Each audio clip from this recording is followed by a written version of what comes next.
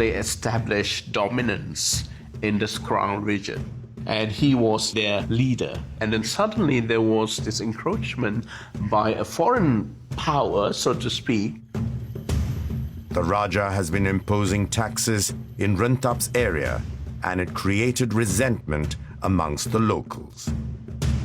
Rentap was one of the last Iban leaders not to accept James's control. He had this dire sense of autonomy and independence. He wouldn't kowtow to the Raja. There have been 2 previous expeditions made to crush Rentap, but to no avail. He had a small band of followers relative to the size of Sarawak. He wasn't a threat to Kuching or to government or the idea of government. He was a threat to the idea that government could protect you. If Rentap was raiding at will on Lingga and Sabuyao or into Kuching, then government, of course, would fall.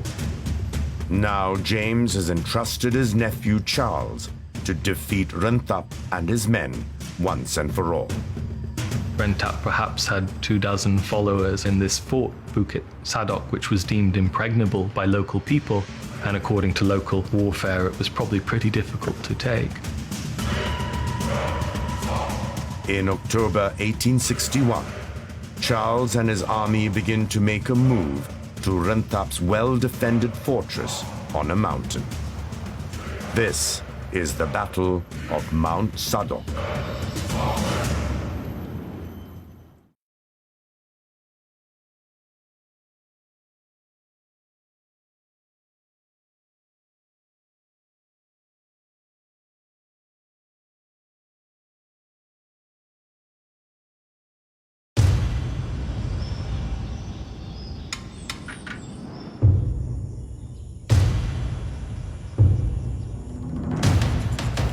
Deep in the jungles of Mount Sadok lies a fortress built by a brave Iban warrior and his men, who have challenged the Sarawak Raja's authority for years. The conflict between the Iban warrior Rentap and the Raja has come to a boiling point in October 1861. The Raja's nephew Charles Brooke and hundreds of his army are deployed to Mount Sadok with heavy armories.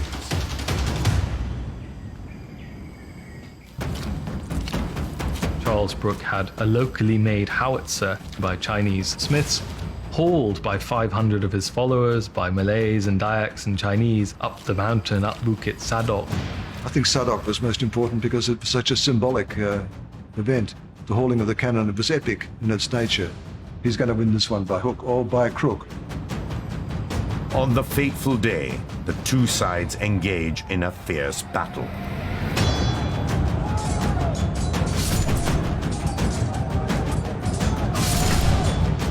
However, Rentap's fort cannot withstand the intense attacks from the Raja's firepower.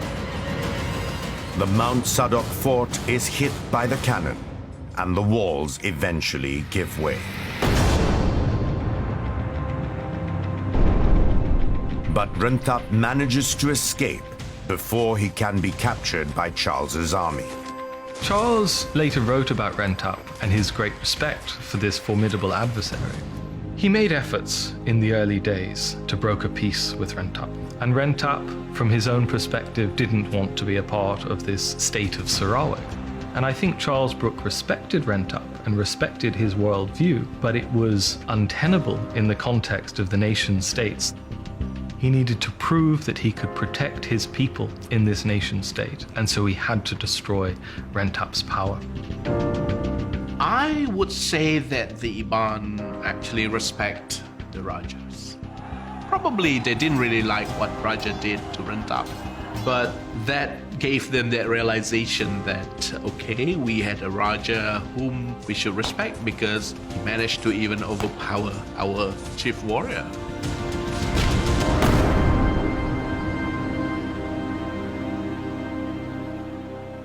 With the threat of Rentap eliminated after the battle at Mount Sadok, Charles's uncle, Raja James Brooke, has grown old and resides mostly in England.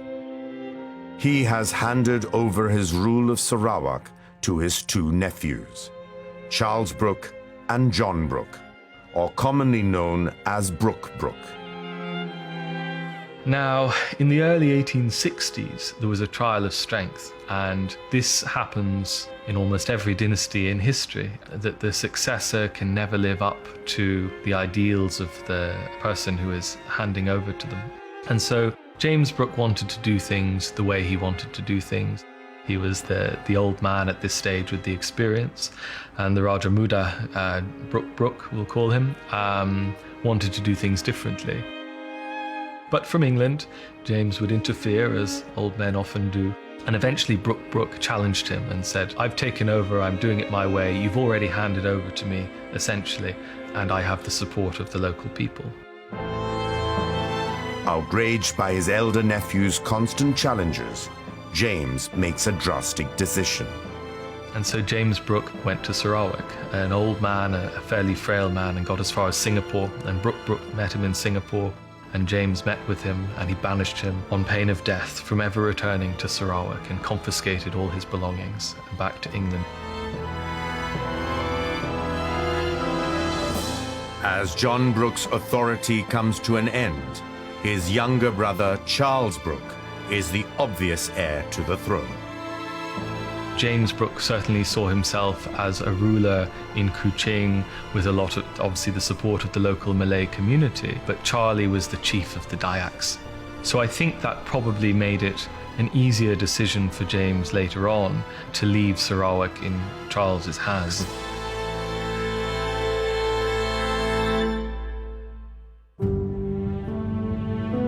Years after the struggle to determine succession, James Brooke dies of a stroke in 1868. He is buried in the village of Sheepstore in the southwest of England. His nephew, Charles Brooke, is proclaimed as the second Raja of Sarawak. As he takes over the throne, Charles Brooke establishes his own way of ruling. During his rule, he had that privilege given to the Iban. Other indigenous groups were paying taxes, but the Iban, they didn't have to pay that much as the other indigenous groups. He was thankful to the Iban. He believed that the Iban must have helped him in so many ways.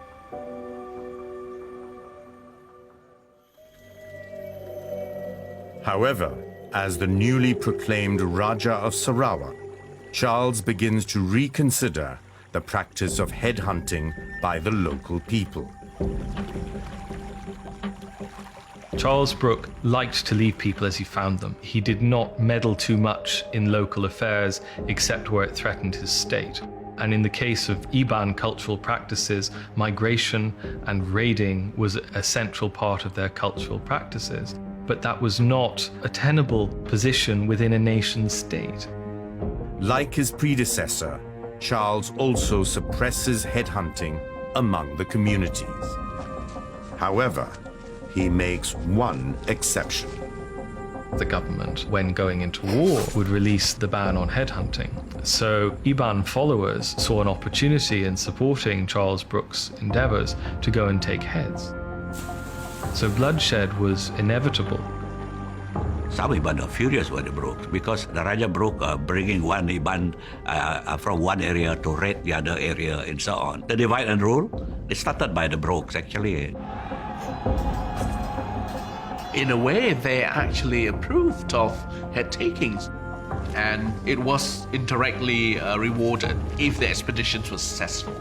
So meaning that the Rajas did not say anything about head takings during the expedition.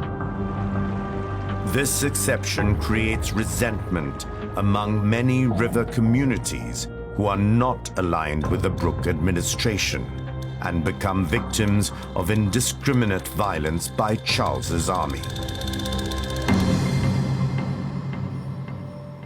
He certainly had moments of crisis of conscience about that, but he didn't see himself as controlling them, I don't think. He could ask them, please don't, take more heads than you need to.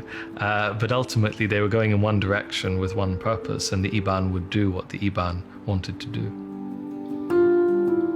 Charles Brooke pushes further his agenda to establish a nation-state by bringing the communities together and making them forgo certain age-old traditions.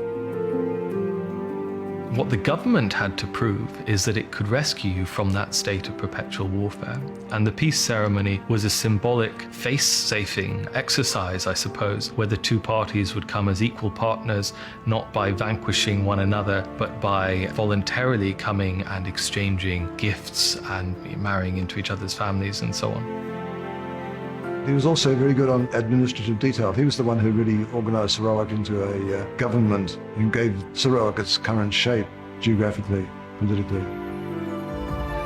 Charles also continues his Uncle James's policy of self-dependence, but he wants more autonomy for Sarawak. He detests the interference of foreign European companies who look to take advantage of lands in the region. He saw that his people, as he had found them, were much happier than the industrial working classes of European cities, and he didn't want to change that by bringing in great investment into the country.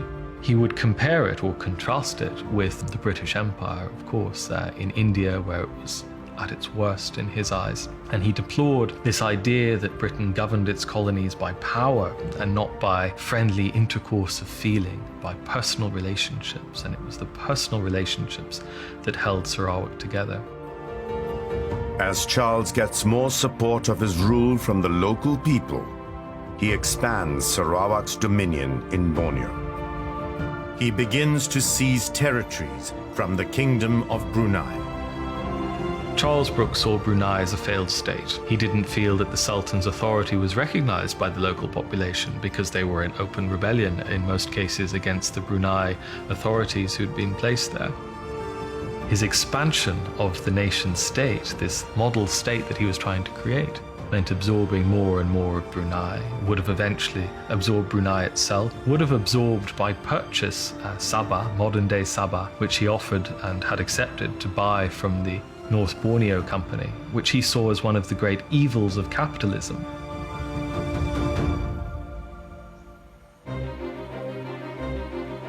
However, the British are increasingly concerned with Charles's ambition. I think Charles Brooke was seen as somewhat uncontrollable. He had made it clear that he was not a British puppet. To stop his expansion, the British offered Charles legitimacy to his rule through a treaty. And in that treaty, Sarawak became a protected state, and they're quite different legal definitions. A protectorate has an understanding that you have your resident advisor whose advice must be acted upon. A protected state is almost unique, that it had its own internal sovereignty with no British influence. It guaranteed in international law, which hadn't otherwise been recognized by the British, that Sarawak was a sovereign state. To Charles, the chance to acquire legitimacy of his rule is one too good to be declined. The 1888 treaty was a brilliant diplomatic coup for Charles. It put him in a negotiating position of equal status with the British Empire. It protected Britain from Charles Brooke giving Sarawak to somebody else. And I think most importantly, from a British perspective, it contained Sarawak. The 1888 treaty is a triumph of the Brooke rule under Charles. Sarawak is finally recognized as sovereign in the eyes of the British and the international community.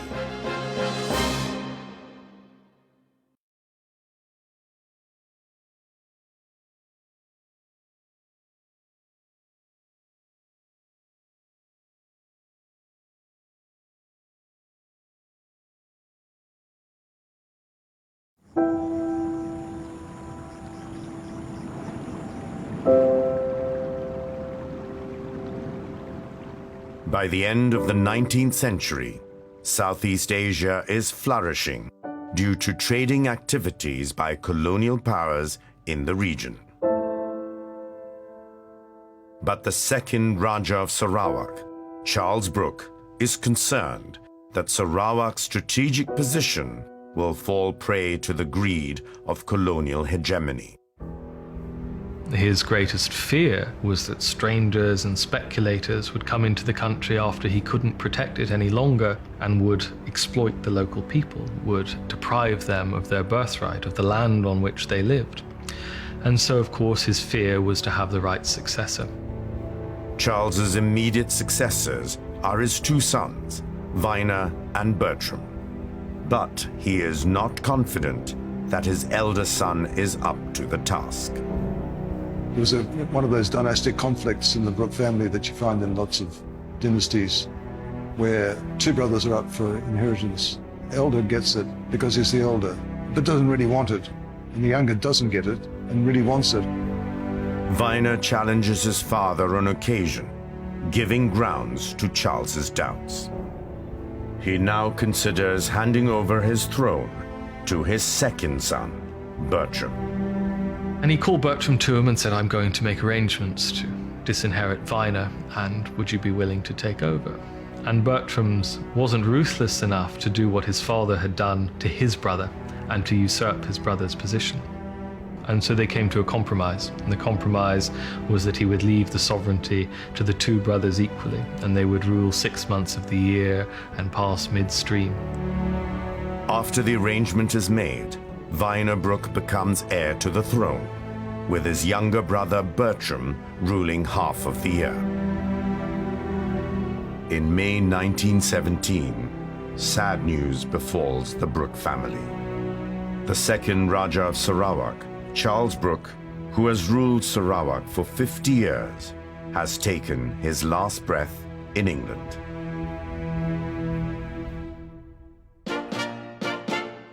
His eldest son, Charles Viner Brooke, is proclaimed the third Raja of Sarawak. But Viner is unlike his late father. I think he had no great wish to be Raja, but I think his feelings of perhaps not being loved as much as the younger son meant that he wasn't going to just give it up. He wasn't going to allow his younger brother to have that. It was all that he had, his only recognition. And so he became a disinterested ruler, a hands-off ruler, and allowed other people to effectively rule for him. Charles Viner Brooke transferred his authority to the Council Degree, and these Council Degree members are not elected.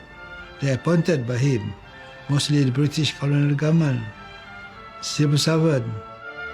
Decades of economic isolation by the white Rajas is taking a toll on the people of Sarawak.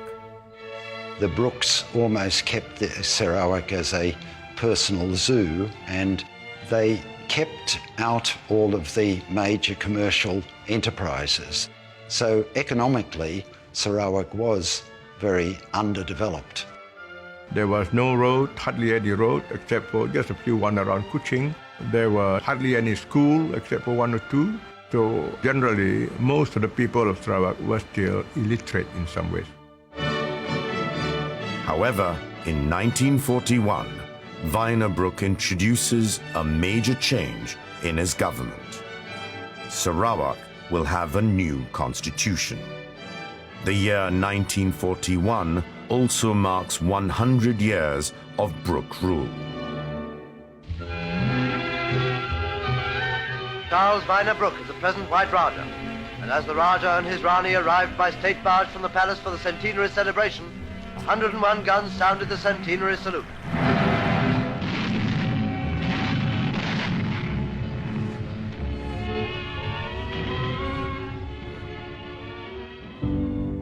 The new constitution is based on the 9 cardinal principles, stemming from the ideals of the first Raja, James Brooke. They were an articulation of principles that had been enshrined in James Brooke's day. James Brooke had his code of laws, he had his wonderful ideals and quotes that we can reference. Charles Brooke ruled by these principles, but none of it was articulated as a formal constitutional document. So I think what Viner did with that act in 1941 was to articulate it in a way that people could understand this is what Brooke government is about, this is what Sarawak is about. The Malays, who were mainly the D rulers, they were very happy with the 1941 constitution. A promise of democratization a promise of doing away with autocratic rule by Brooke, and the promise of educating the masses so they can rule themselves. One of the promises in the new constitution is self-governance. As co-ruler of the state, Bertrand Brooke champions this idea, but he believes Sarawak needs more time to develop before any decision can be made. He just saw the realities of knowing Sarawak. He was born in Sarawak, he was a Sarawakian, he'd been ruling for 30 years, 6 months of the year, and he saw that thrusting democracy on a people can lead to exploitation. It would take generations to bring in education around what democracy truly means. The promise of independence by Viner Brooke has given hope to the people of Sarawak that they will truly have a voice in the future of their land. The Brooke rule for 100 years. We had peace in this country, we had law and order, we expanded to a state. Sarawak was, in fact, a stable country. No more wars, no more fighting. Since the first Raja James Brooke started his rule in 1841, Sarawak had expanded and is finally on the path to become an independent nation. After 100 years, that idea is becoming a reality for many in Sarawak. With the Raja's proposed constitution comes the promise of a new future.